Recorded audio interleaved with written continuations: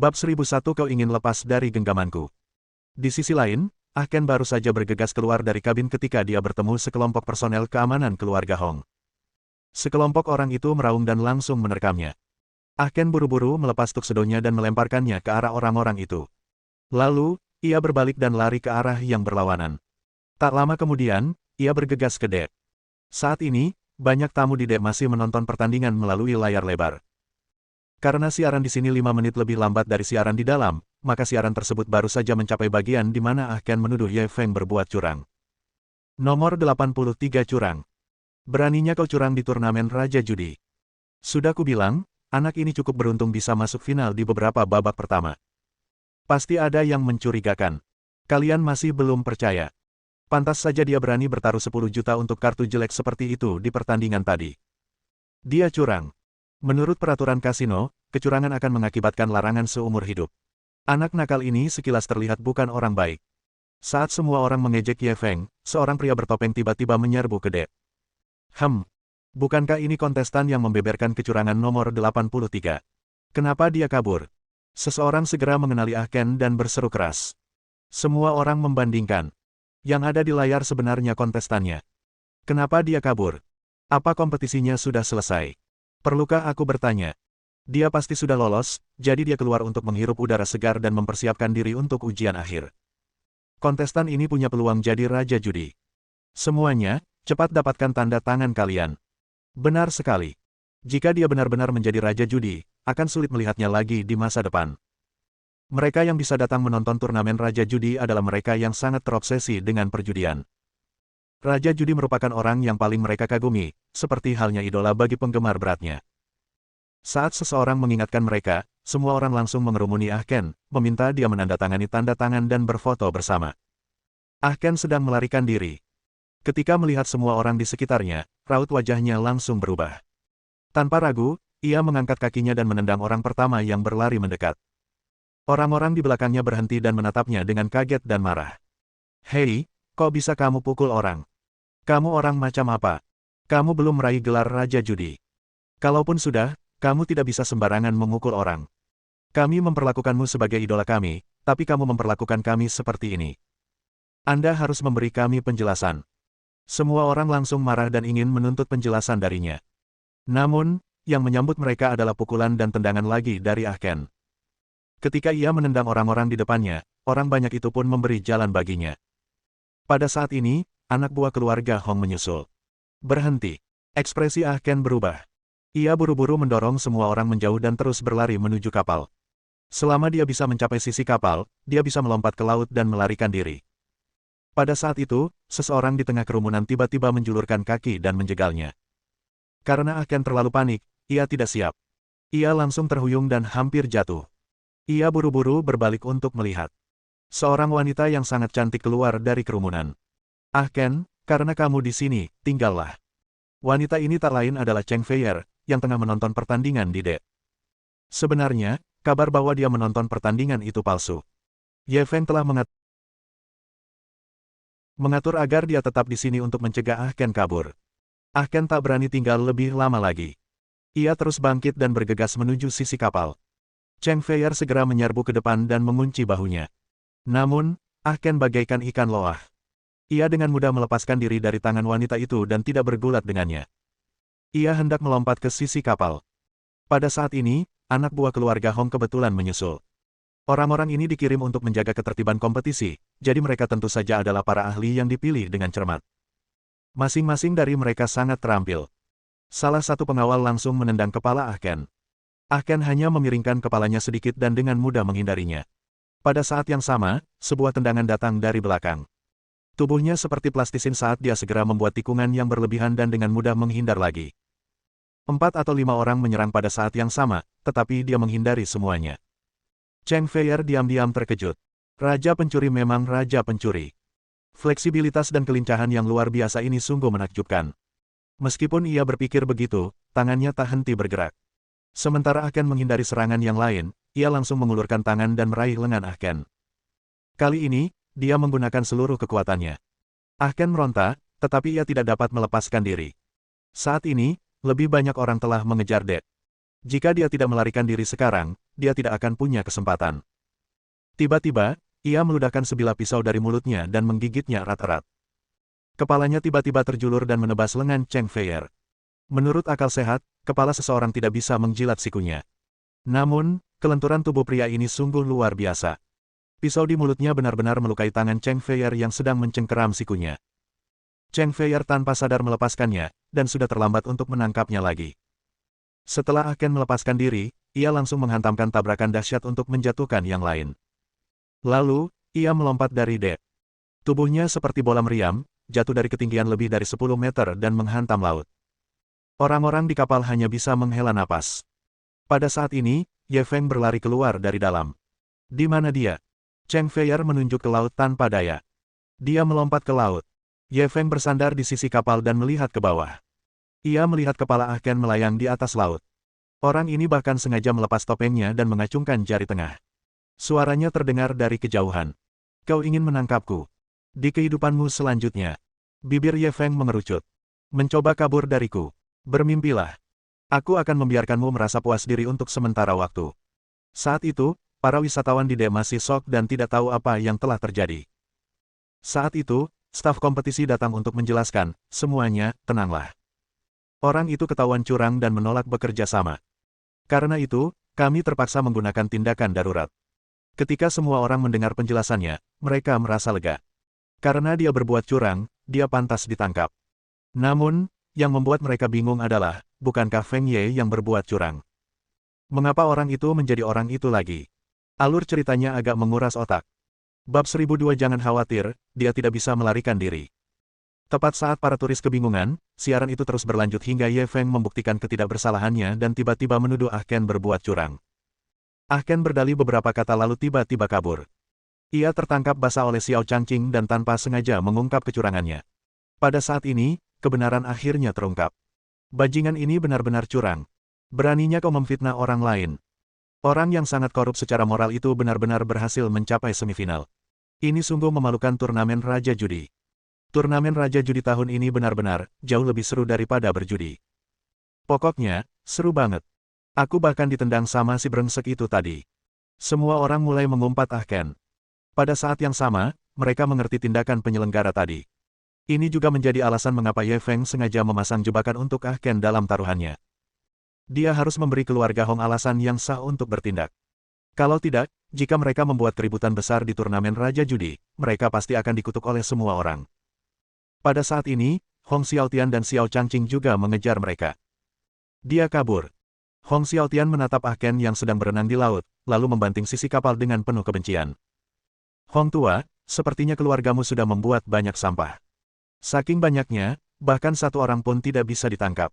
Xiao Changqing tak kuasa menahan tawa. Hong Xiaotian dan bawahannya di sekitarnya geram. Mereka menatapnya dengan tatapan tak bersahabat. Jangan khawatir, kata Xiao Changqing serius. Dia tidak akan bisa kabur. Semua pria keluarga Hong berkumpul di kapal, sementara anak buahnya di laut.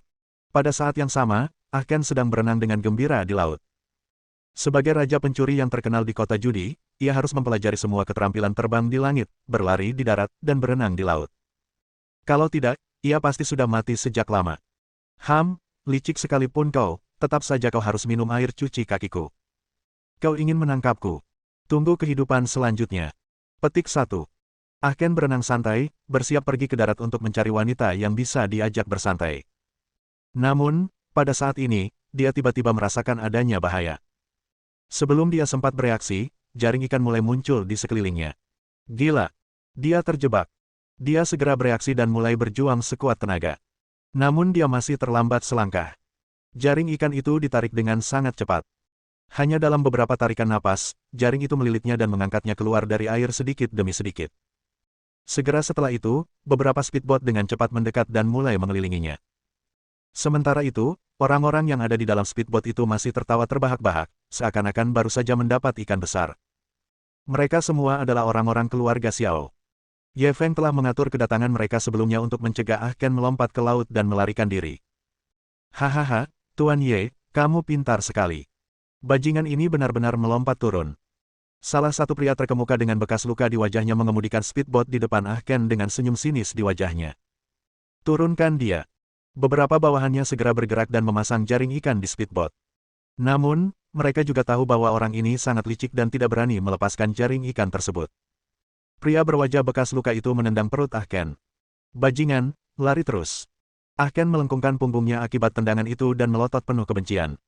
Yo, kamu masih belum yakin juga, ya? Pria itu menginjak wajahnya dan menghancurkannya beberapa kali lagi. Sebaiknya kau jangan biarkan aku lolos. Kalau tidak, aku tak akan pernah membiarkanmu pergi. Suara Ken penuh dengan kekejaman yang membuat kulit kepala seseorang mati rasa. Pria berwajah bekas luka itu langsung mencibir, kau jatuh ke tanganku dan masih ingin kabur. Bermimpilah. Sambil berbicara dia menendangnya lagi. Ekspresi mengejek muncul di wajah Ken. Selama aku masih bernapas, masih ada kemungkinan untuk lolos. Kecuali kau membunuhku sekarang. Pria berwajah bekas luka itu menunjukkan ekspresi jijik. Ia tak mau repot-repot memperhatikannya lagi. Sekarang, ia hanya perlu menunggu Tuan Ye dan yang lainnya bergegas dan menyelesaikan misi mereka. Mata Ken berkedip beberapa kali, lalu ia hanya mengumpat, lihat betapa tinggi dan kuatnya dirimu, tapi tetap saja kau pengecut. Kau bahkan tidak tahu cara membunuh orang. Kamu sampai ngompol kalau lihat darah. Kurasa kamu nggak boleh keluar dan main-main. Lebih baik kamu pulang dan ngobrol sama anak-anak. Oh, ya, kamu yakin anakmu itu anakmu? Hahaha. Kau mau mati. Bagaimana bisa semudah itu? Kalau begitu, aku akan membiarkanmu merasakan bagaimana rasanya mati. Secercah kekejaman terpancar di wajah pria berwajah penuh bekas luka itu. Ia mengeluarkan belati dari sepatu botnya dan perlahan berjongkok di depan Ken. Kudengar kau raja pencuri sialan, kan? Tanganmu terlihat terawat. Bahkan lebih lembut daripada tangan wanita. Aku benar-benar tidak tahan. Begitu dia selesai berbicara, belati itu menembus punggung tangan kanan Ken dan keluar dari telapak tangannya. Ken langsung menjerit melengking. Berkat tangannya, ia bisa menjadi raja pencuri yang terkenal di kota judi. Karena itu, ia sangat menyayangi tangannya. Sekarang tangan kanannya lumpuh, ini lebih menyakitkan daripada membunuhnya. Bajingan, aku pasti akan membunuhmu. Dia bagaikan seekor singa yang marah, menatap lelaki berwajah penuh bekas luka dengan mata merah. Pria berwajah penuh bekas luka itu dapat dianggap telah membunuh orang seperti lalat, tetapi dia begitu takut hingga dia mengambil langkah mundur. Namun, ia bereaksi cepat. Ia terlalu pengecut di depan bawahannya. Ia justru merasa takut dengan tatapan lawan bicaranya. Memikirkan hal ini, ia langsung murka karena malu. Kau ingin membunuhku. Sayangnya, kau takkan punya kesempatan. Aku akan mengantarmu pergi dulu. Sambil berbicara, dia hendak menusukkan belati itu ke dada Ken. Pada saat ini, Ken tiba-tiba menegakkan tubuh bagian atasnya dan menabrak pria berwajah penuh bekas luka itu. Karena mereka berada di speedboat, kondisinya tidak begitu stabil. Apalagi, pria berwajah bekas luka itu sedang marah dan tidak waspada. Dia terhuyung dan jatuh ke belakang. Beberapa bawahannya tanpa sadar pergi membantunya berdiri, lupa mengawasi Ken. Ken mengambil kesempatan itu untuk terjungkal dan terjatuh ke laut. Saat semua orang bereaksi, mereka sudah kehilangan jejaknya. Bajingan, kau masih mau lari? Kalian semua, lompat ke bawah dan pancing dia. Aku ingin melihatnya hidup-hidup, dan aku ingin melihat mayatnya kalau dia sudah mati. Pria berwajah bekas luka itu terkejut dan marah. Orang ini secara khusus diminta oleh Bos Xiao. Jika dia melepaskannya, maka itu akan menjadi dosa besar. Tanpa sepatah kata pun, semua bawahan melompat ke laut. Pria berwajah bekas luka dan gengnya sering berbisnis di laut, jadi mereka sangat pandai berenang. Laut ini dangkal, jadi bagi mereka semudah berjalan di tanah datar. Dengan begitu banyak orang yang turun, mereka pasti bisa memancing bajingan ini keluar. Pria berwajah penuh bekas luka itu tetap berada di speedboat, menatap ke arah laut. Namun, pada saat ini, awan kabut darah tiba-tiba muncul dari air, mewarnai laut menjadi merah. Pria berwajah bekas luka itu langsung membelalak ketakutan. Namun, apa yang benar-benar mengejutkannya masih akan terjadi. Kemudian, bunga-bunga darah terus bermunculan dari dasar laut, dan area di sekitar speedboat pun segera terwarnai oleh lautan darah. Lebih dari selusin mayat perlahan muncul dari laut. Mereka semua adalah bawahan yang baru saja terjun ke dalamnya. Hantu, hantu. Ia langsung berseru dan hendak menyalakan speedboat. Pada saat ini, kapal tiba-tiba berguncang 2 kali. Ketika dia menoleh ke belakang, dia melihat seorang pria terendam air melompat ke buritan. Itu Ken. Bab 1003 kita akan bertemu lagi. Kamu, jangan datang. Lelaki berwajah penuh bekas luka itu menggenggam belati erat-erat di depan dadanya dan menatapnya dengan ngeri. Lebih dari 10 orang terbunuh dalam sekejap. Orang di depannya ini bukan hanya sedikit menakutkan. Senyum sinis tersungging di wajah Ah Ken. Aku baru saja bilang, kalau kau biarkan aku lolos, kau mati. Pria berwajah penuh bekas luka itu tahu bahwa ia tidak dapat menghindar, maka ia segera mengambil keputusan dan menyerang maju sambil memegang belati di tangannya. Dia tidak melihat bagaimana Ah Ken mengelak. Dengan sedikit goyangan tubuhnya, dia menghindari serangannya. Pada saat yang sama, jarinya dengan lembut mengusap tenggorokan pria berwajah bekas luka itu. Ekspresi pria berwajah bekas luka itu langsung membeku, dan darah menyembur keluar dari tenggorokannya. Ah Ken menjilati bilah pedang itu dengan lidah merahnya dan memasukkannya kembali ke dalam mulut. Lalu, ia menendang tubuh pria berwajah penuh bekas luka itu dari kapal pesiar. Pada saat ini, kapal pesiar Ye Feng dengan cepat mendekati mereka. Ah Ken tersenyum dingin. Ia melambaikan tangan ke arah Ye Feng. Kita akan bertemu lagi. Setelah berkata demikian, dia segera mengendarai kapal pesiar itu pergi. Ketika Ye Feng, Xiao Changqing, Hong Xiaotian dan yang lainnya tiba, mereka hanya melihat selusin mayat mengambang di laut. Xiao tua, sepertinya bawahanmu juga sampah. Setidaknya tidak ada bawahanku yang mati. Hong Xiaotian sangat dendam. Dia tidak lupa bagaimana Xiao Changqing baru saja mengejeknya. Wajah Xiao Changqing pucat pasi, bukan karena dia kehilangan beberapa bawahan, tetapi karena dia kehilangan muka di hadapan Ye Feng. Hong Xiaotian juga dapat menemukan alasan untuk mengatakan bahwa dia takut secara tidak sengaja melukai para turis, jadi dia tidak berani membunuh Ah Ken di atas kapal. Namun, ia tak bisa menemukan alasan. Ah Ken jelas terjebak, tetapi pada akhirnya, pihak lawan berhasil lolos di saat-saat terakhir. Tuan Ye, maafkan saya. Saya tidak menyangka Ah Ken begitu licik. Dia menatap Ye Feng yang berdiri di samping dengan wajah penuh malu. Ye Feng melihat ke arah Ah Ken melarikan diri. Ia menggelengkan kepala dan tersenyum. Aku tidak menyalahkanmu. Jika orang ini semudah itu ditangkap, apa aku akan bersusah payah? Sebenarnya dia sudah menduga hasil ini. Karena Ah Ken dikenal sebagai Raja Pencuri, bagaimana dia bisa ditangkap dengan mudah? Karena itulah ia mendirikan garis pertahanan ketiga. Ah Ken, kalau aku benar-benar membiarkanmu lolos hari ini, di mana aku akan menaruh wajahku? Ye Feng menatap Ah Ken yang telah berubah menjadi titik hitam kecil, niat membunuh terpancar di matanya.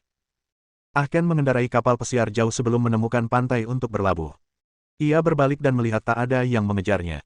Ia lalu menghela napas lega. Luka di tangannya telah terendam air laut, dan kini terasa sakit luar biasa. Akan tetapi, rasa sakit di permukaan jauh lebih rendah daripada rasa sakit di hatinya. Belati itu telah menembus telapak tangannya. Sekalipun lukanya sembuh, tangannya tidak akan sebaik sebelumnya. Kekuatannya pasti akan sangat berkurang. Bajingan, aku membunuhmu dalam satu serangan. Kau beruntung. Ketika Ah Ken memikirkan wajah penuh bekas luka itu, dia menggertakkan giginya karena kebencian. Kalau saja dia tidak terburu-buru kabur, dia tidak akan membiarkan bajingan itu mati begitu saja. Setidaknya, dia akan mengulitinya hidup-hidup untuk meredakan kebencian di hatinya. Ia perlahan berjalan ke tepi pantai dan pergi ke toko di tepi pantai untuk membeli air mineral. Ia meneguk beberapa teguk lalu menuangkan sisanya ke lukanya. Dengan bantuan air mineral dingin, lukanya akhirnya tidak terlalu sakit. Ah Ken menghela napas panjang. Ia bersiap mencari tempat beristirahat terlebih dahulu, sebelum memikirkan cara membalas dendam pada keluarga Hong, keluarga Xiao, dan Ye Feng. Dia telah mengalami kemunduran yang begitu besar hari ini. Dia pasti tidak akan membiarkannya begitu saja. Dia tidak akan membiarkan satupun orang yang ikut dalam pengepungan hari ini. Namun, sebelum dia sempat melangkah dua langkah, perasaan bahaya yang kuat tiba-tiba menyerbu ke dalam hatinya. Ini adalah rasa krisis yang perlahan-lahan diasahnya setelah mengalami banyak situasi hidup dan mati. Dia tanpa sadar berguling ke depan. Namun, ia masih terlambat selangkah. Tepat saat ia berguling ke depan, sebuah tembakan terdengar. Kaki kanannya tertusuk oleh senapan runduk. Saat itu Ah Ken hampir pingsan saking sakitnya, dia terus mengumpat dalam hatinya. Bajingan kecil Ye Feng ini sungguh kejam. Demi menghadapinya, penembak jitu pun dikerahkan. Kenapa kalian tidak mengerahkan pesawat dan meriam kalian saja? Begitu dia memikirkan hal ini, dia mendengar suara baling-baling di atas kepalanya. Sial, mereka benar-benar mengirim pesawat. Dia mendongak dan melihat dua helikopter terbang ke arahnya.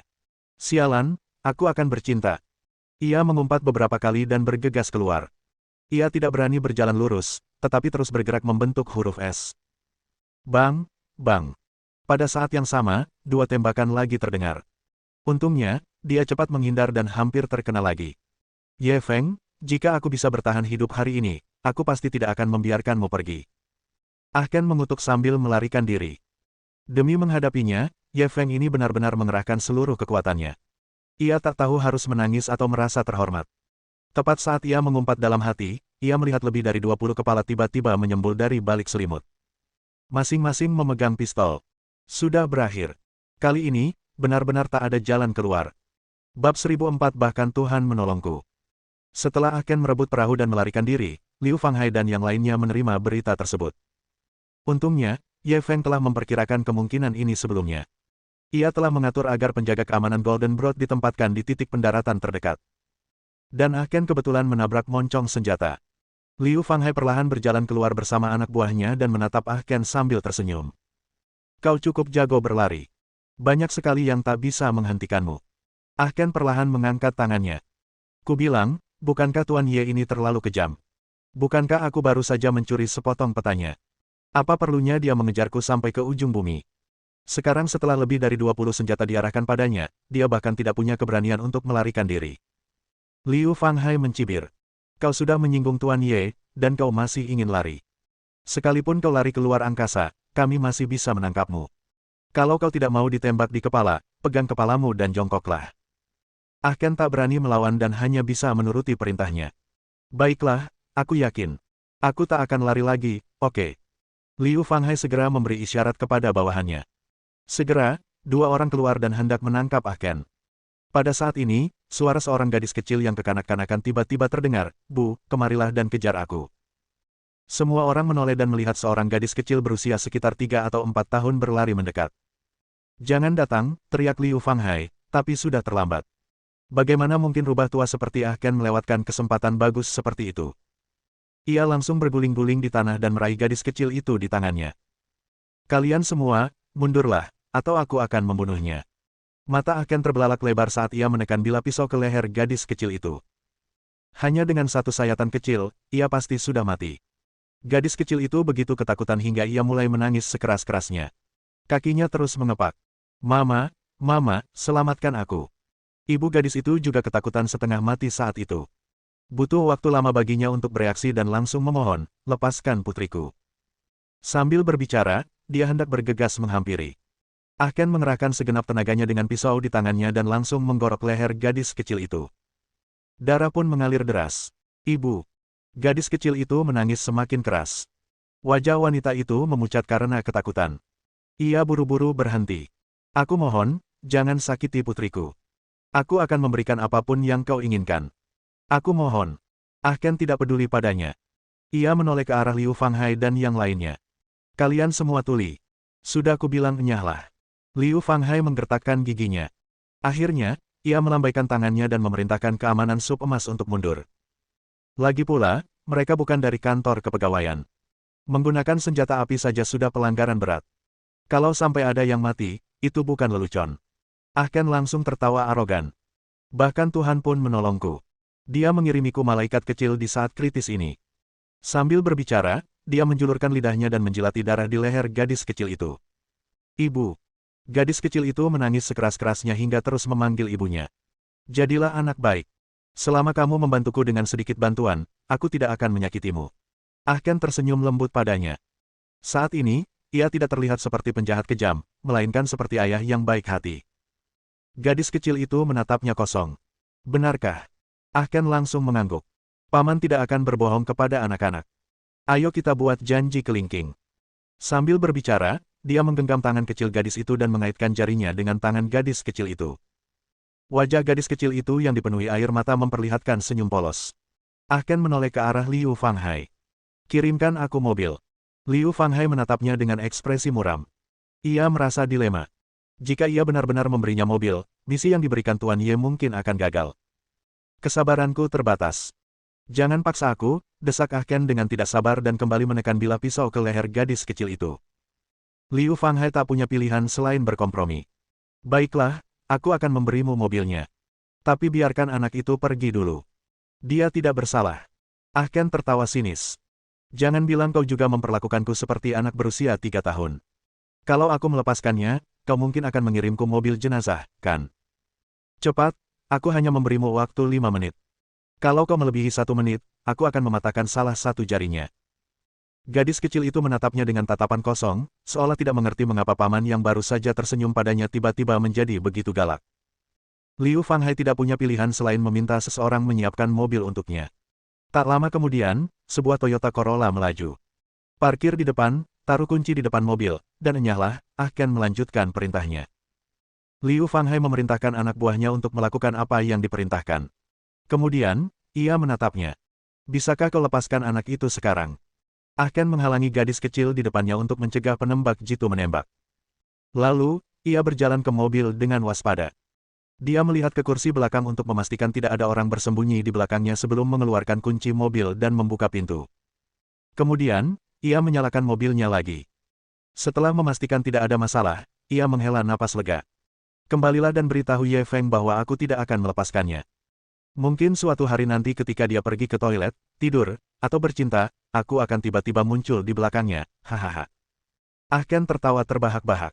Lalu, wajahnya tiba-tiba berubah ganas. Ia mengayunkan pedang di tangannya, hendak menggorok leher gadis kecil itu. Jangan. Ketika ibu gadis itu melihat pemandangan ini, matanya langsung terbelalak ketakutan. Bang! Pada saat ini, penembak jitu yang bersembunyi di kegelapan menembak lagi. Pelurunya hampir mengenai telinga Ken dan mengenai mobil. Ken tak mau repot-repot membunuh lagi. Ia buru-buru meninggalkan gadis kecil itu, lalu menutup pintu mobil dengan keras, dan melesat pergi. Kalian berdua, bawa anak itu ke rumah sakit. Yang lainnya, masuk ke mobil dan kejar dia. Sekalipun kalian harus mengejarnya sampai ke ujung dunia, kalian harus membawa bajingan ini kembali. Liu Fanghai segera meninggalkan dua orang anggota wanita untuk menjaga gadis kecil itu sementara orang-orang lainnya masuk ke dalam mobil.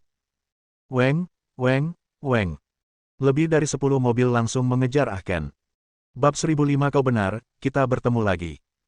Ken mengendarai Toyota Corolla menembus lalu lintas yang padat. Para pengemudi di jalan semua menghindar ke pinggir. Sialan, apa kau terburu-buru untuk bereinkarnasi? Seorang pengemudi menjulurkan kepalanya keluar jendela dan mengumpat bagian belakang mobilnya. Akan tetapi, sebelum dia bisa menarik kepalanya, suara swoosh. Lebih dari 10 mobil mengikuti dari dekat di belakang Corolla. Sopirnya sangat ketakutan hingga wajahnya memucat. Apa-apaan ini? Kamu sedang syuting film Hollywood. Para pengemudi di jalan raya terkejut melihat kejadian ini. Adegan balapan yang seharusnya ada di film, ternyata benar-benar terjadi di dunia nyata. Ken memacu mobilnya dengan kecepatan maksimal sambil tersenyum lebar. Saat itu, mobil perusahaan keamanan Golden Sub sudah menyusul. Seorang petugas keamanan mencondongkan tubuh keluar jendela dan mengarahkan pistol ke arahnya. Hentikan mobilnya segera, atau saya tembak. Sebelum dia bisa menyelesaikannya, mobil Ken tiba-tiba berubah arah dan menabrak mobil itu. Weng, weng, weng. Mesinnya meraung, dan mobilnya terlempar dari jalan dan menabrak tiang lampu jalan. Hahaha. Ken tertawa terbahak-bahak dan terus melaju dengan kecepatan tinggi. Selama periode ini, mobil Golden Broad menyusulnya beberapa kali, tetapi pada akhirnya, ia dapat melepaskan diri.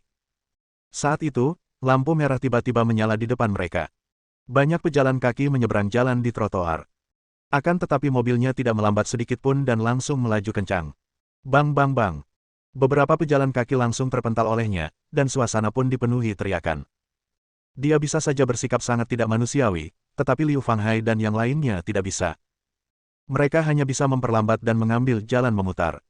Saat mereka berhasil menyusul, mereka sudah kehilangan jejak Ken. Sial, temukan dia. Sekalipun kamu harus menggali sedalam 1 meter, kamu harus menggalinya hari ini juga. Liu Fanghai membanting setir dengan marah. Ia memegang walkie-talkie dan membentak bawahannya. Ye Feng telah memberinya misi yang begitu penting, dan dia bahkan telah memberikan janji militer kepada pihak lain, tetapi di bawah pengepungan begitu banyak orang, Ken sebenarnya telah melarikan diri. Kalau dia tidak menangkap bajingan ini, bagaimana dia bisa menghadapi Tuan Ye? Pada saat yang sama, Ken sudah melarikan diri jauh. Melihat ke kaca spion, dia tidak bisa lagi melihat penjaga keamanan Golden Broad. Hehehe, kalian mau menangkapku. Kalian masih kurang pengalaman. Ken sangat puas dengan dirinya sendiri. Ye Feng telah menyiapkan banyak rintangan untuk menangkapnya, tetapi pada akhirnya, ia menderita kerugian besar dan tidak dapat menangkap sehelai pun rambutnya.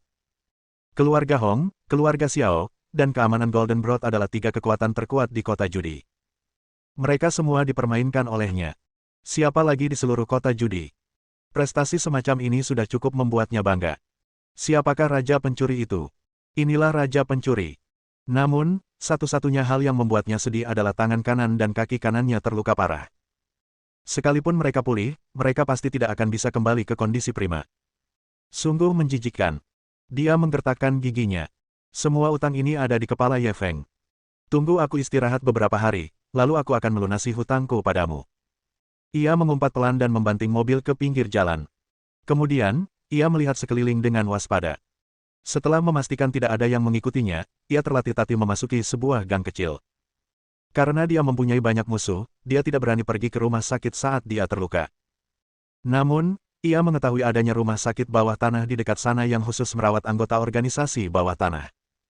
Namun, saat berjalan, tiba-tiba ia merasakan hawa dingin di hatinya. Ia punya firasat buruk. Firasatnya sangat akurat. Setiap kali muncul, sesuatu yang buruk pasti akan terjadi. Baru hari ini, firasat ini telah menyelamatkan hidupnya beberapa kali. Dia tiba-tiba berhenti dan hendak meninggalkan gang itu. Tiba-tiba seorang wanita muncul di pintu masuk gang. Kelopak mata Ah Ken langsung berkedut. Sekilas ia mengenalinya. Inilah perempuan yang menjegalnya di perahu. Memang ada masalah. Dia terkejut dan berbalik. Seorang pria muncul tanpa suara di ujung sana dengan senyum menggoda di wajahnya. Kau benar. Kita bertemu lagi. Itu Ye Feng.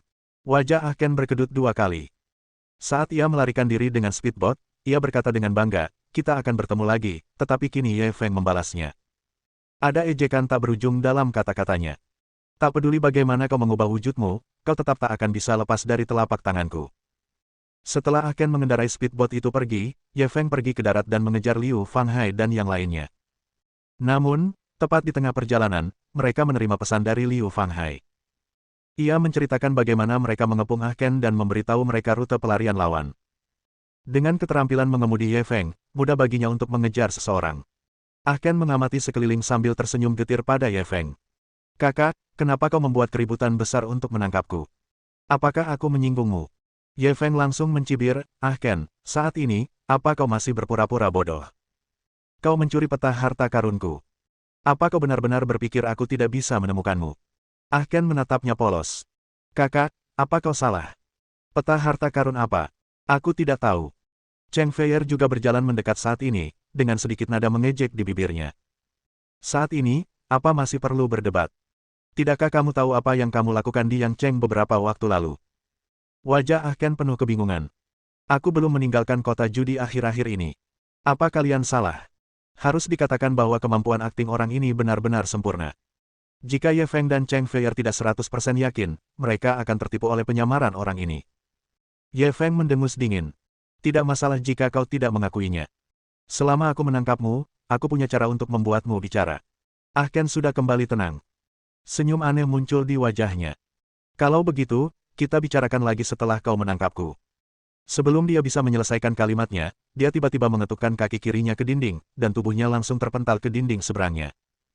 Asal dia bisa memanjat tembok itu, dia akan bisa melarikan diri lagi. Namun Ye Feng tidak menghentikannya. Dia hanya mencibir. Tepat saat Ah Ken hendak meraih tembok, dia menjentikkan jarinya dengan ringan, dan sebuah jarum perak setipis rambut lembut tiba-tiba terbang keluar. Ah Ken merasakan lengan kanannya mati rasa, dan kekuatannya langsung berkurang setengahnya. Dengan bunyi gedebuk, dia terjatuh kembali ke gang. Ah Ken terjatuh kembali ke gang, dan hatinya terkejut tak terkira. Ia mengulurkan tangan dan mencabut jarum perak dari lengannya. Jarum perak setipis itu pasti mudah patah. Tapi Ye Feng ternyata bisa menggunakannya sebagai senjata tersembunyi.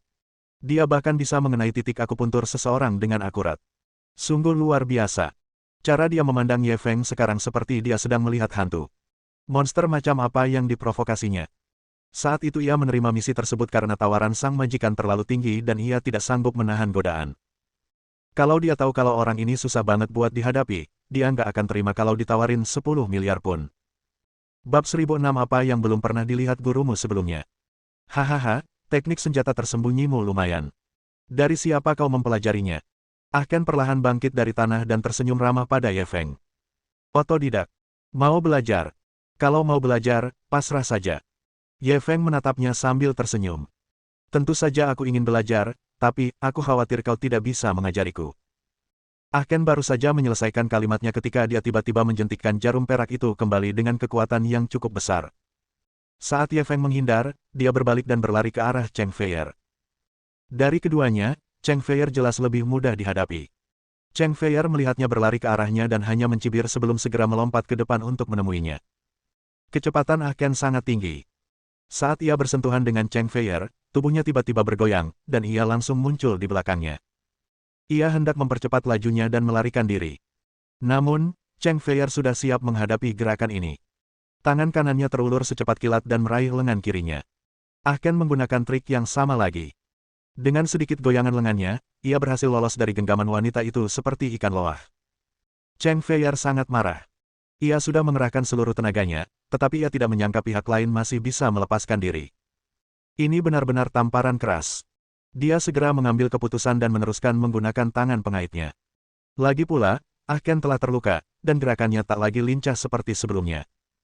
Sebelum dia sempat melangkah 2 langkah, Cheng Feier kembali mencengkeram lengannya dan membantingnya ke bahunya. Namun, orang ini terlalu sulit dihadapi. Begitu tubuhnya mendarat, ia mendorong kakinya ke tanah agar tidak menyentuh tanah. Kemudian, lengannya dipelintir secara berlebihan dan dia berhasil lepas dari tangan Cheng Feier lagi. Kepala Cheng Feier benar-benar sakit sekarang. Ia belum pernah menghadapi lawan sesulit ini sebelumnya. Ia segera meminta bantuan Ye Feng. Namun, Ye Feng hanya berdiri di samping dan menonton pertunjukan itu. Ia tidak berniat membantu. Tak hanya itu, dia bahkan mengejeknya, "Kamu anggota elit tim keamanan, tapi kamu bahkan tidak bisa menangkap pencuri." Memalukan sekali. Cheng Feier melotot penuh kebencian ke arahnya, benar-benar menyerah pada gagasan untuk meminta bantuannya. Namun, kata-katanya tidak sepenuhnya tidak masuk akal. Jika dia bahkan tidak bisa menangkap pencuri seperti itu akan sangat memalukan bagi tim keamanan. Ketika dia memikirkan hal ini, dia langsung menjadi kejam. Ah Ken baru saja melepaskan diri dari cengkeraman Cheng Feier dan hendak melanjutkan pelariannya ketika tiba-tiba ia ditendang di kaki kanannya oleh pihak lawan. Ah Ken menjerit nyaring. Kakinya tertembak senapan runduk. Meskipun tulangnya tidak terluka, lukanya tetap cukup serius. Pada saat itu, lukanya ditendang dengan keras, dan datanglah rasa sakit yang menusuk, hampir membuatnya pingsan. Wanita ini sungguh kejam. Sebelum dia bisa mengumpat, Cheng Feier mencengkeram lengannya untuk ketiga kalinya lalu memutarnya ke belakang. Lengannya terkilir dengan kaca. Ah Ken berteriak lagi, dan hawa dingin menjalar di punggungnya. "Aku tidak akan lari lagi, aku yakin." Dia merasa jika dia terus melawan, dia akan disiksa sampai mati oleh wanita ini. Cheng Feier bagaikan mesin tanpa emosi. Ia segera mengeluarkan borgol dari pinggangnya dan memborgolnya. Kemudian, dia meniup beberapa helai rambut di dahinya dan menatap Ye Feng dengan arogan. Ye Feng terhibur dengan ekspresi kekanak-kanakannya. Ia langsung mengacungkan jempol. Tim keamanan memang pantas mendapatkan reputasinya. Cheng Feier merasa puas. Dia bisa saja menghinanya, tapi tidak dengan tim keamanan. Namun dia segera mendengar Ye Feng menambahkan, "Bisa menangkap pencuri yang terluka parah, itu membuktikan bahwa kamu tidak sepenuhnya tidak berguna." Setelah berkata demikian, dia mengambil pimpinan dan berjalan keluar gang. Cheng Feier menatap punggungnya yang arogan dan menggertakkan giginya. Namun, pria itu adalah seseorang yang tak tertahankan dan tak bisa ia kalahkan. Ia sungguh tak bisa berbuat apa-apa padanya. Dia mendengus marah dan menendang luka Ah Ken lagi. Ah Ken berteriak lagi, merasa tertekan. Wanita ini terlalu penuh kebencian. "Siapa yang memprovokasimu? Kenapa kau melampiaskannya padaku? Kamu masih tidak mau mengatakan yang sebenarnya padaku." Di gudang bawah tanah keluarga Xiao, Cheng Feier memelototi Ah Ken. Gudang itu dikelilingi oleh orang-orang dari keluarga Hong, keluarga Xiao, dan keamanan Golden Brood. Totalnya setidaknya ada beberapa ratus orang. Bahkan jika Ah Ken menumbuhkan sayap, ia bisa melupakan rencana melarikan diri. Ah Ken meletakkan kakinya di atas meja dan meliriknya dengan jijik. "Tuan Kenmu adalah raja pencuri yang meneror kota judi. Apa kau pikir gadis kecil sepertimu layak menginterogasiku?" Cheng Feier dicemooh olehnya dan semakin marah. "Omong kosong apa, raja pencuri? Sehebat apapun dirimu, bukankah kau masih di tangan kami?" Ah Ken memandang ratusan orang di sekitarnya. "Kalian banyak sekali di sini untuk menangkapku, dan kalian masih berani menyombongkan diri. Kalau kau punya nyali, lepaskan aku. Datang dan tangkap aku sendirian. Selama kau bisa menangkapku, akan kuceritakan semua yang kutahu." Cheng Feier terdiam. Ia harus mengakui bahwa pria ini terlalu merepotkan. Mustahil baginya untuk menangkapnya sendirian. Ia menoleh ke arah Ye Feng yang duduk di sampingnya. Pria ini sedang beristirahat dengan mata terpejam. Ia tampak enggan ikut serta dalam interogasi. Ia menggertakkan gigi dan berbalik menatap Ah Ken lagi. "Aku tak ingin membuang napasku untukmu. Kusarankan kau patuh dan patuh agar kau tak menderita. Ah Ken langsung tertawa terbahak-bahak. Kau masih kecil. Rambutmu bahkan belum tumbuh, dan kau masih ingin menakut-nakuti Tuan Kenmu. Situasi macam apa yang belum pernah Tuan Ken lihat sebelumnya? Kalau kau punya trik, keluar saja. Saat dia berbicara, dia tiba-tiba mengeluarkan tangannya yang diborgol di belakang punggungnya dan melemparkannya ke atas meja. Kemudian dia mengeluarkan sebungkus rokok dari sakunya, menyalakan satu, dan menghembuskan asapnya perlahan-lahan. Mata Cheng Feier langsung melebar. Bagaimana dia membuka borgolnya? Bab 1007 menurutmu kenapa orang memanggilku Raja Pencuri? Borgol yang digunakan Cheng Feier dibuat khusus oleh tim keamanan dan jauh lebih canggih daripada borgol yang digunakan pada umumnya. Orang yang merancang borgol ini adalah seorang pakar terkemuka yang mengkhususkan diri dalam merancang peralatan militer. Lebih lanjut, selama masa penelitian dan pengembangan, mereka secara khusus mendatangkan banyak ahli pembobolan kunci dan pencuri untuk mengujinya. Belum pernah ada yang berhasil membukanya tanpa kunci.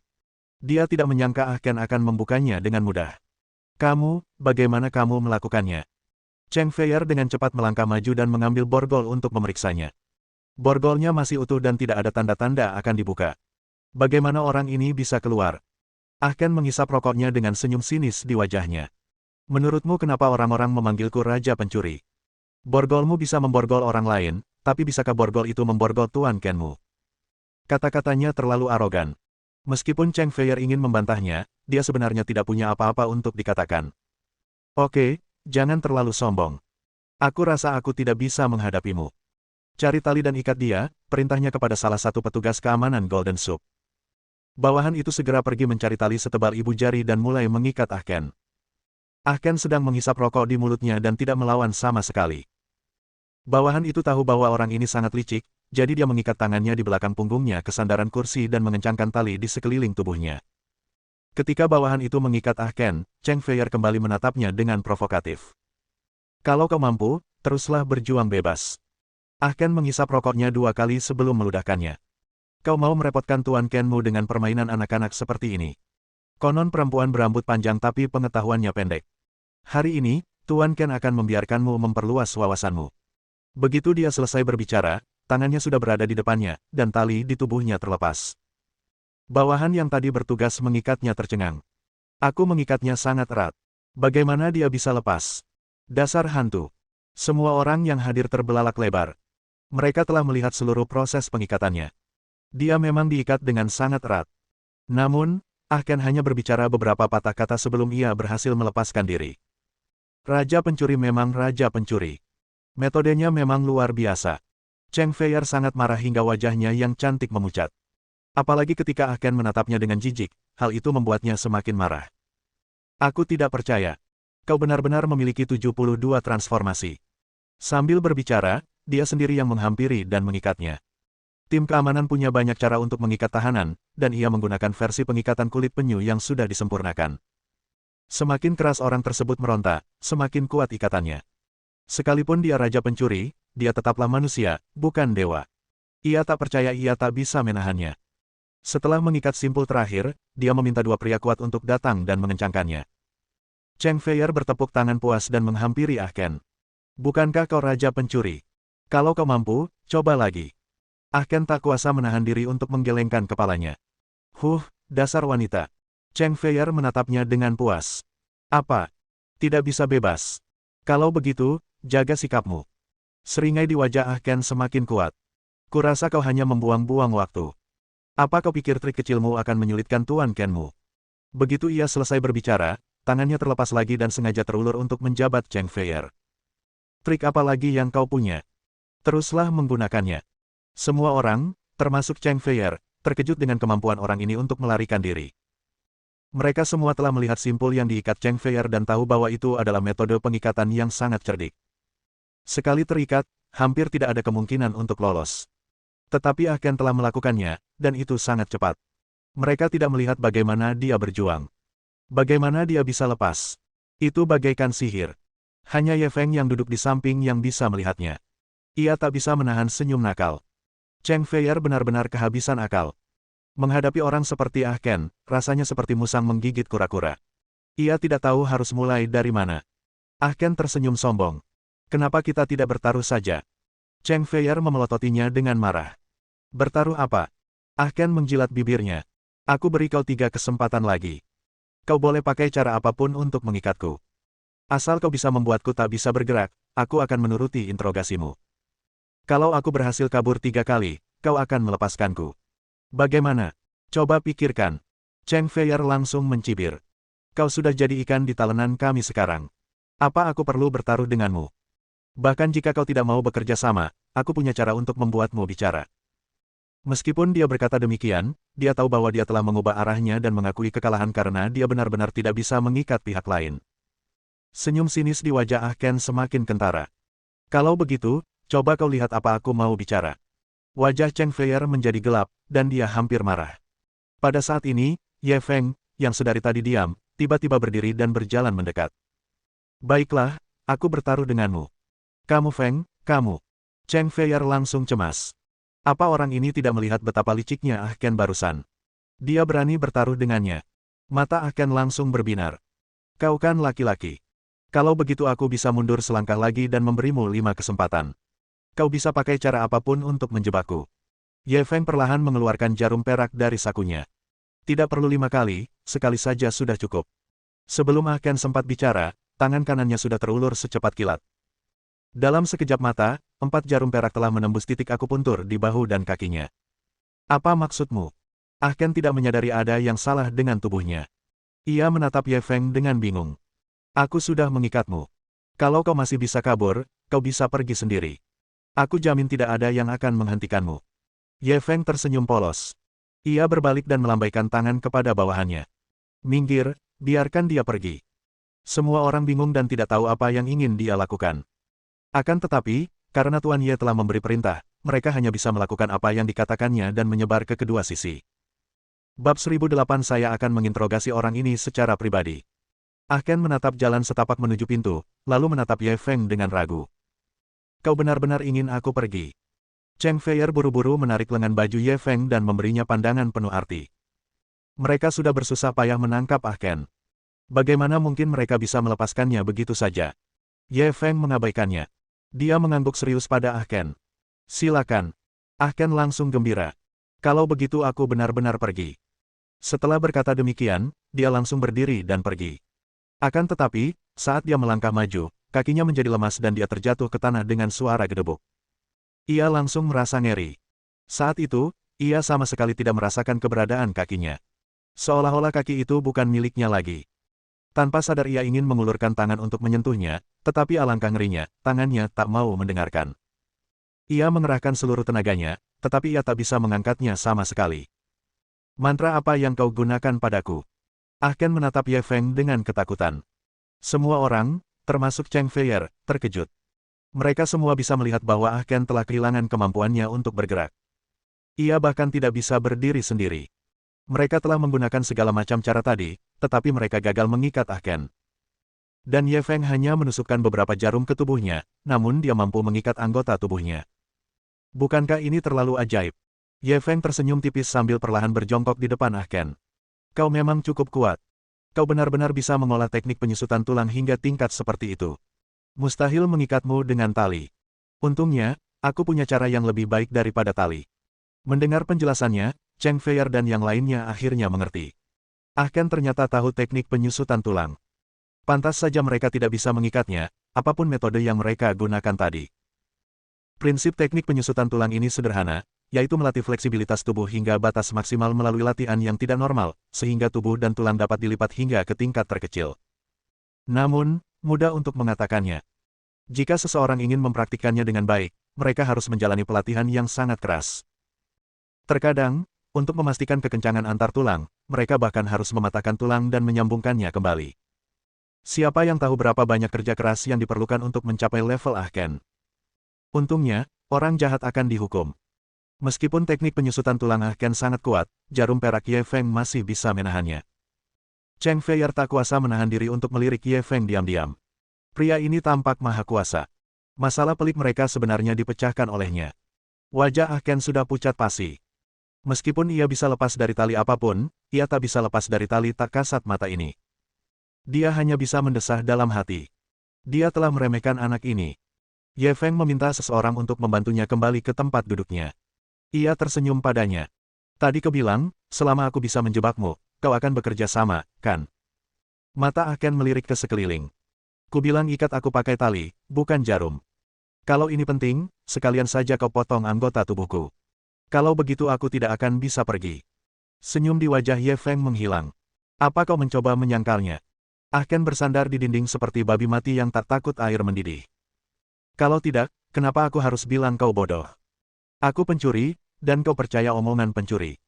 Kau benar-benar bodoh. Ye Feng menatapnya tajam. Ini terakhir kalinya aku membujukmu dengan baik-baik. Sebaiknya kau katakan yang sebenarnya, kalau tidak, aku akan membuatmu menyesal dilahirkan ke dunia ini. Ah Ken juga menatapnya dengan sedikit rasa jijik di matanya. Karena kau tahu aku berlatih teknik penyusutan tulang, kau pasti tahu betapa menyakitkannya proses berlatih teknik ini. Aku bahkan bisa menahan rasa sakit seperti ini. Cara apa lagi yang tak bisa kutahan? Kalau kau punya kemampuan, tunjukkan saja pada Master Ken. Arthur menghampiri dan berkata, Tuan Ye, jangan buang-buang waktumu untuknya.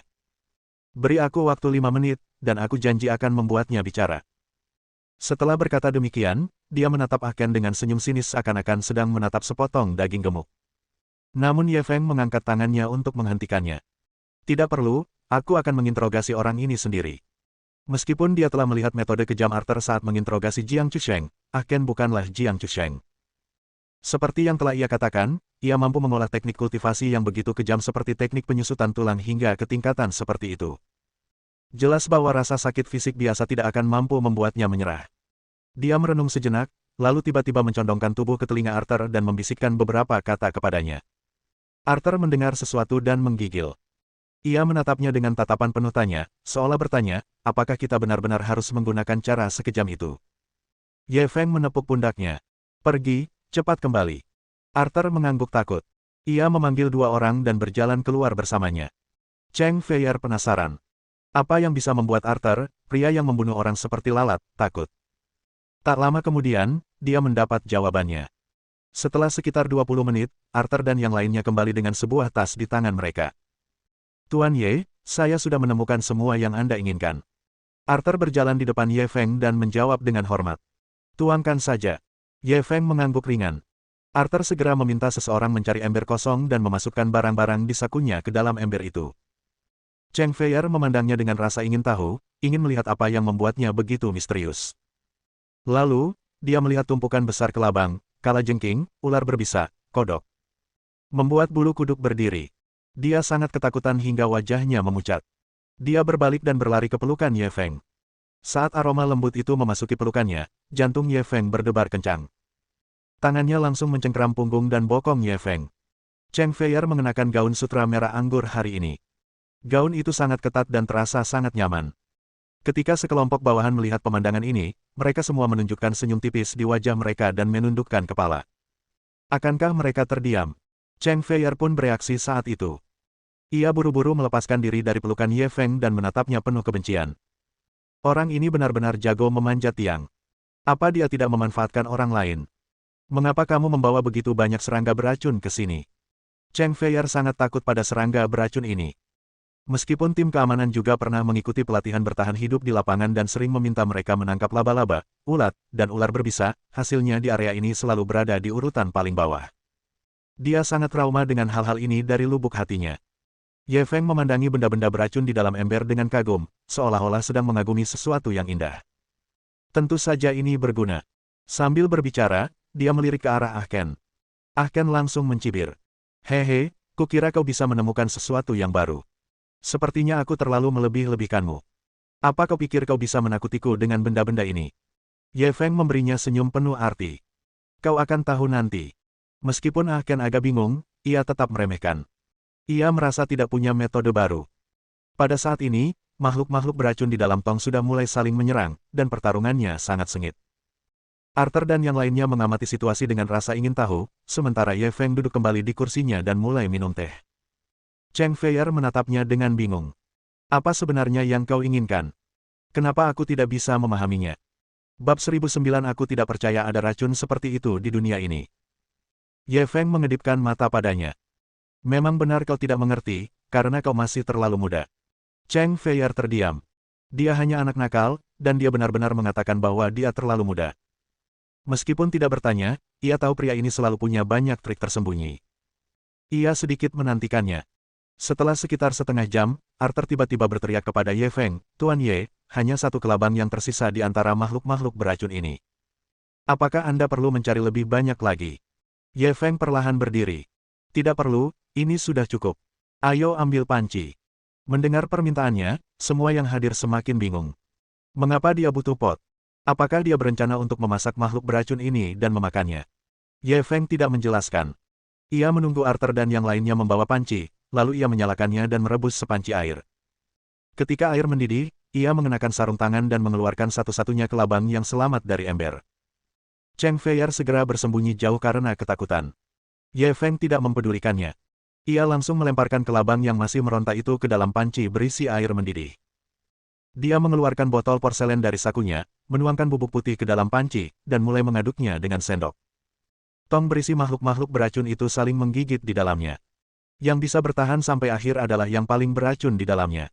Lagi pula, semua racun makhluk-makhluk beracun ini terkumpul di tubuhnya.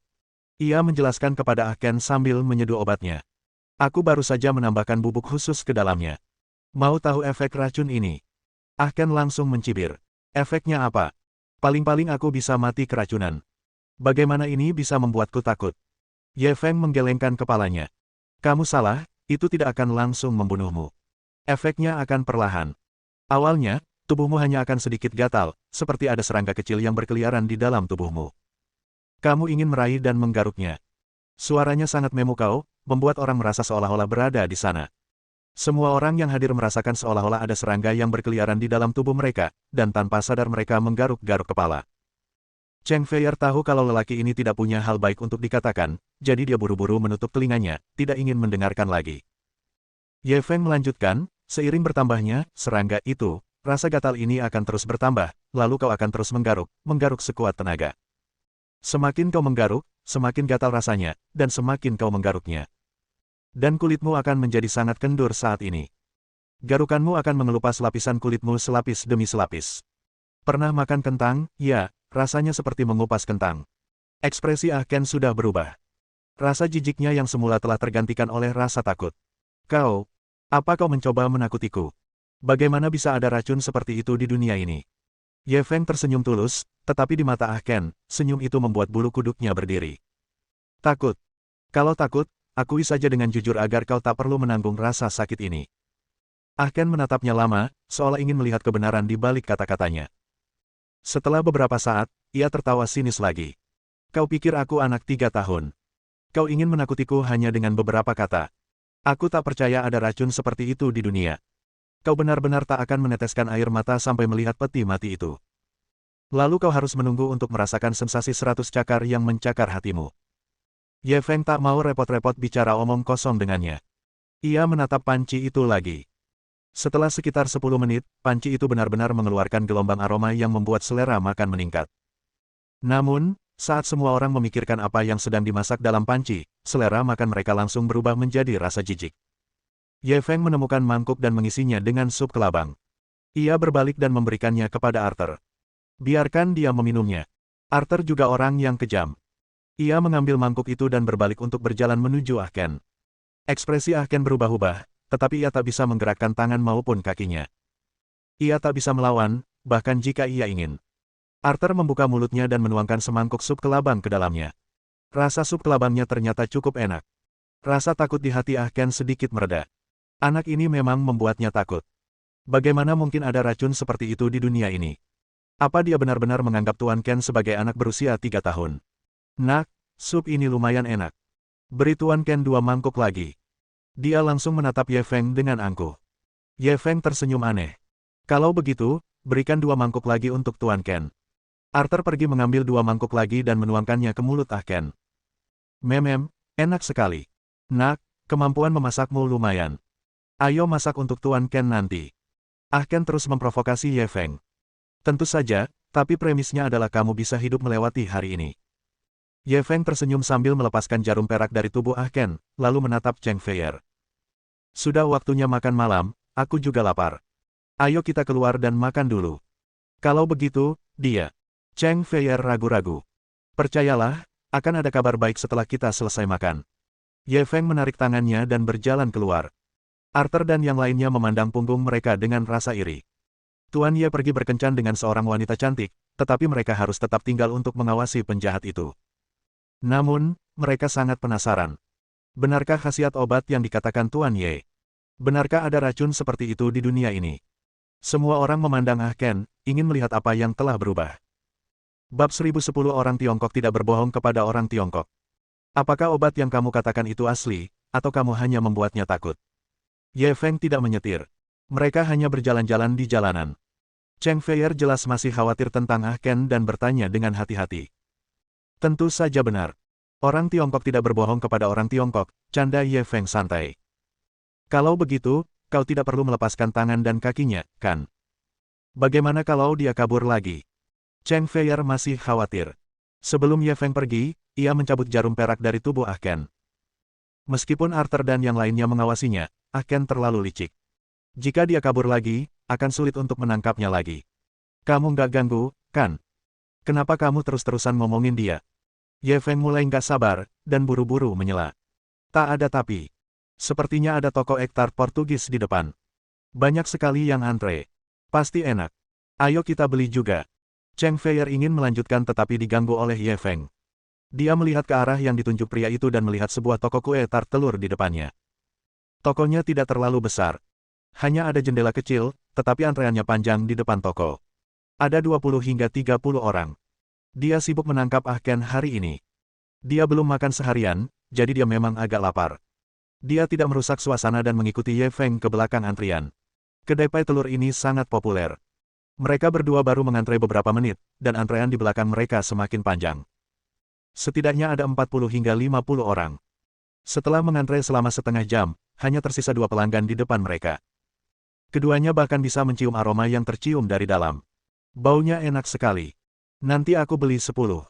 Mata Cheng Feier terpaku pada etalase, dan air liurnya hampir keluar. Kucing rakus sekali. Jarang sekali Ye Feng melihatnya seperti ini, dan dia tak bisa menahan diri untuk menggodanya. Cheng Feier tidak membantahnya. Matanya yang indah menatap kue tart telur di jendela, seolah takut kue itu akan direbut. Setelah akhirnya menyingkirkan 2 pelanggan di depan mereka, mereka berdua hendak maju. Pada saat ini, seorang pria tiba-tiba muncul di depan mereka berdua. Ia bahkan tidak memandang mereka. Malah, ia melambaikan tangan ke arah seorang wanita di kejauhan. Mingji, toko ek tart ini sepertinya sangat enak. Cepat ke sini. Dilihat dari aksennya, dia tampaknya berasal dari daratan. Ye Feng sangat marah. Mereka sudah mengantre lebih dari setengah jam. Akhirnya giliran mereka tiba, tetapi seseorang telah menyela tanpa memberi tahu mereka. Bagaimana mungkin dia bisa menoleransi hal ini? Ia hendak berdebat dengan pria itu, tetapi Cheng Feier menghentikannya dan menghiburnya dengan lembut. Tidak ada gunanya marah hanya karena masalah sepele. Setelah berkata demikian, dia malah memberinya senyuman manis. Ye Feng melihat bahwa dia sudah mengatakannya, jadi dia tidak marah lagi. Lagi pula, itu hanya masalah 1 atau 2 menit. Sebaiknya dia menahannya untuk saat ini. Namun, dia jelas berpikir terlalu sederhana. Saya tidak mau makan kue telur. Yang berbicara adalah wanita itu. Ia cukup cantik. Meskipun kecantikannya tak sebanding dengan Cheng Feier, setidaknya ia bisa dianggap sebagai primadona sekolah. Wanita itu mengenakan gaun putih panjang dan sepasang sepatu hak tinggi yang sangat tinggi. Ia berjalan perlahan dan membutuhkan waktu lebih dari 1 menit untuk menempuh jarak lebih dari 10 langkah. Pria itu tersenyum ramah. Lihat antreannya panjang sekali. Tart telur ini pasti lezat. Percayalah kali ini. Namun, wanita itu tetap menggelengkan kepalanya. Makan terlalu banyak ek tart akan membuatmu gemuk. Aku sedang berusaha menurunkan berat badan akhir-akhir ini. Cuma beberapa ek tart. Berat badanmu nggak akan naik banyak. Pria itu terus membujuknya dengan nada memuja. Lagi pula, kamu kan sudah kurus banget. Nggak perlu turun berat badan sama sekali. Wanita itu terus menggelengkan kepalanya. Kamu harus mulai menurunkan berat badan sedikit demi sedikit. Kalau kamu pikir makan sedikit demi sedikit setiap kali tidak apa-apa, kamu akan cepat gemuk.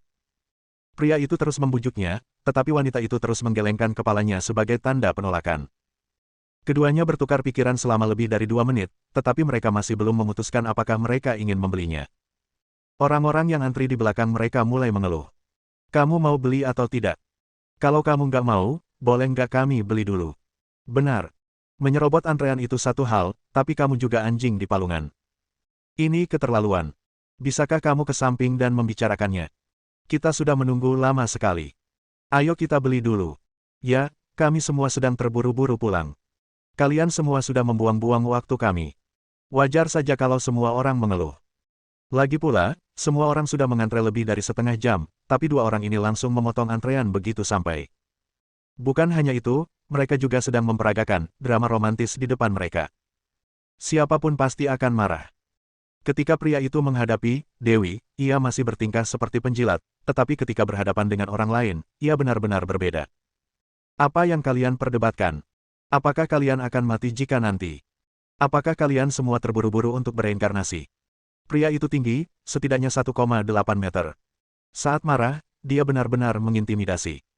Meskipun orang banyak di belakang mereka marah, mereka tetap diam dan tidak berani mengatakan apapun lagi. Pria itu tampak senang dan terus menatap wanita itu. Mingji, jangan dengarkan gonggongan anjing-anjing ini. Pikirkan baik-baik. Tidak perlu terburu-buru. Wanita itu tidak merasa ada yang salah dengan sikap pria itu. Ia memiringkan kepalanya dan berpura-pura manis sambil memikirkannya. Kurasa aku tidak menginginkannya. Kalau aku gemuk karena makan, tidak akan ada yang menginginkanku. Pria itu langsung tersenyum penuh hormat. Itu lebih baik lagi. Bukankah itu berarti aku tidak punya pesaing? Itu alasan yang lebih kuat untuk membelinya. Sambil berbicara, dia menoleh ke arah bosnya dan berteriak, "Bos, berikan aku 5 hektar." Meskipun semua orang tidak senang, mereka akhirnya menghela napas lega. Mereka berharap kedua orang ini segera pergi setelah membeli. Namun, wanita itu kembali berbuat jahat. Ia buru-buru melambaikan tangannya ke arah bos. "Saya sungguh tidak menginginkannya. Kalaupun saya beli, saya tidak akan memakannya." Bosnya juga agak marah. Kedua orang ini telah menghabiskan lebih dari 10 menit di sini, yang sangat memengaruhi bisnisnya. Bisakah kalian berdua membicarakannya sebelum kembali? Pelanggan di belakang sudah menunggu dengan cemas. Akan lebih baik jika dia tidak mengatakan apa-apa, tetapi sekarang setelah dia mengatakannya, pria itu langsung marah. Bang! Pria itu memukul kaca dengan tinjunya dan tampak galak. "Apa-apaan ini? Kau meremehkanku. Kau pikir aku akan membakar tokomu?" Bosnya tidak menyangka dia akan semarah itu dan langsung ketakutan. Ye Feng tak kuasa menahan diri untuk menggelengkan kepala. Menjadi penjilat sekaligus macan tutul gila. Luar biasa. Mohon dukungan dari omom ante-ante sekalian, buat subscribe atau sharekan novel Mimin ke Facebook kalian, agar channel Mimin bisa terus berkembang. Dengan begitu, Mimin bisa lebih semangat untuk up novel seru lain ke depannya. Buat teman-teman yang sudah subscribe dan sharekan novel Mimin, Mimin ucapkan terima kasih sebanyak-banyaknya.